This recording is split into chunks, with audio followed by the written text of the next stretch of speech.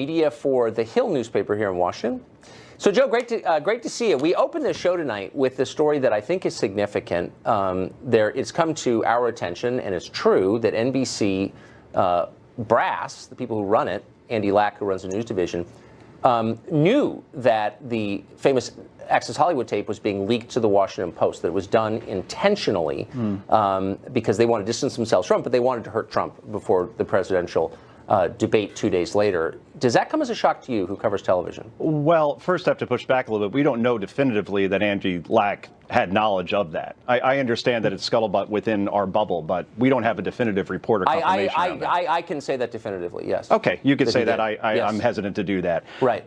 Look, I would think that given that tape, Access Hollywood, bombshell revelations, would have not only changed the presidential election, but the entire course of the country forever. Think of Trump, Clinton, the different agendas, Supreme Court justice, you go down the line. It is huge. And I would think, I get it's 11 years later and you got to connect a lot of dots and go back, but you at least try, and you at least try to do an internal investigation to figure out where that tape went, because I'm sure that more than a couple people know exactly what happened there, and you at least make the effort. But from what I can tell, that effort hasn't been made, or it hasn't been made public that it's been made. And I would think if they did make an investigation, they would make that known to the public. Well, and we asked them today that exact question. Where's your internal investigation? And they refused comment. I mean, look, if someone stole the biggest news story of the year out of your office, you might want to find out how that happened. But the bigger, if you take 3 steps back, story is this. Here, a news organization had this tape, and no one's claiming the tape wasn't real. President Trump said what he said on the tape. Sure. I'm not defending it.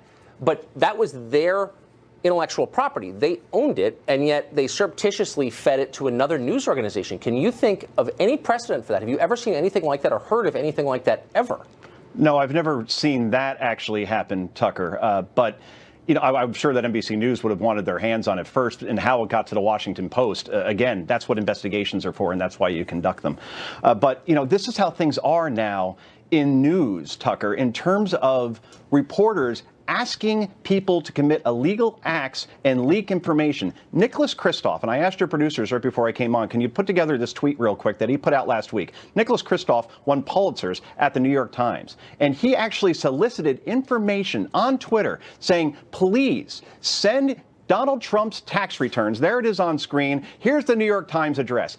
And he asked the IRS to do that, an employee there. You know what that is, Tucker? When you actually steal and leak that kind of information, if you're an employee, a federal employee, it's a felony. And you have journalists asking regular people to commit felonies in order to advance a story, a narrative. It's sick. And the New York Times executive editor, Dean Baquet, also said last year he was willing to go to jail for 5 years if he could get Trump's tax returns. So he is setting the example at the paper of record that illegal acts and leaks should happen if we can get the story. And that is the sad state of journalism in 2017. Well, and not just journalism. I mean, speaking for myself, I always want more information, almost no matter where. You know, if Satan handed me relevant information, I'd run with it because it's the information that matters. What I'm struck by and frightened by is the idea that federal employees who have so much of our information, intimate information, and they safeguard it, supposedly, we pay them to do that, would be leaking in order to hurt people they disagree with politically.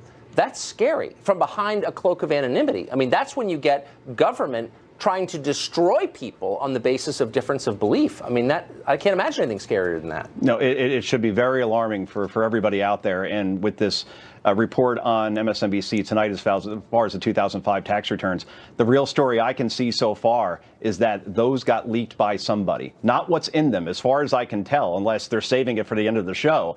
And that's what should be the lead story tomorrow, not what's in them. And I'll be very curious to see exactly what the New York Times and Washington Post and all of traditional media lead with in this situation. Well, I mean, and sort of bring it back to the first story very quickly. So the Access Hollywood tape breaks end of the first week of October, right before that debate. October 7th, yeah. Exactly, in St. Louis. And in the kerfuffle over it, I didn't hear anybody ask the obvious question of NBC, which is, hey, this is your tape. You've had it for 11 years. You knew it existed. How did the Washington Post get it? Why did nobody ask that obvious question of a news organization? Because everybody loved the narrative. Everybody saw that as the end of Donald Trump, and that blotted out the sun, and no one bothered to say, hey, where did that come from, by the way? So, look, this happened once before, by the way, and I know you got to go soon. 2004, remember what happened with Dan Rather, and he does that report on George W. Bush and his guard service, and it was based on forged documents. CBS at least did an internal investigation, and they had accountability shown there as Dan Rather was shown the door. And that's what you got to do in these situations. Find where the leak is and show that you care. That's all I ask. It's just what's interesting to me that news executives are so partisan or feel it their mission to destroy a politician. And this is not a defense of any specific politician, only a defense of traditional journalism where you're not partisan, that they would feel that so overwhelmingly that they would give up a big story, that they would hurt one of their own employees because they're that committed to the cause of getting a specific person elected. Like, that's the behavior of a political consultant, not of a news division chief. Let's put it this way, Tucker. Jorge Ramos won a Walter Cronkite Award yesterday. Jorge Ramos is a known advocate. He is not an anchor. That's right. But he has a mission, and the mission is to take down Donald Trump at every chance he can.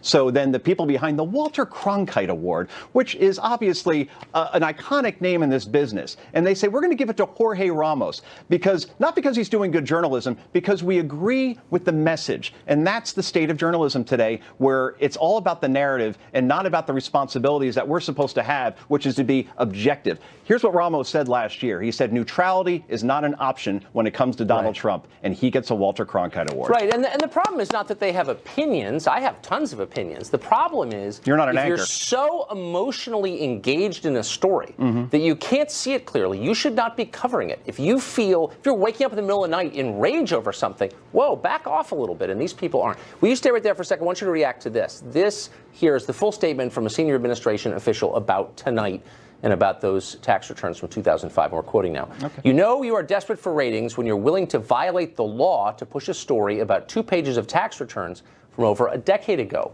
Before being elected president, Mr. Trump was one of the most successful businessmen in the world, with a responsibility to his company, his family, and his employees to pay no more tax than legally required. That being said, Mr. Trump paid $38 million even after taking into account large-scale depreciation for construction on an income of more than $150 million, as well as paying tens of millions of dollars in other taxes, such as sales and excise taxes and employment taxes. And this illegally published return proves just that. Despite the substantial income figure and tax paid, it is totally illegal to steal and publish tax returns. The dishonest media can continue to make this part of their agenda, while the president will focus on his, which includes tax reform that will benefit all Americans. So there you have it. Know what the irony is there, Tucker, from what I can see so far, unless, again, they're saving something for the end of that show in terms of what they're going to reveal. This is a boomerang effect.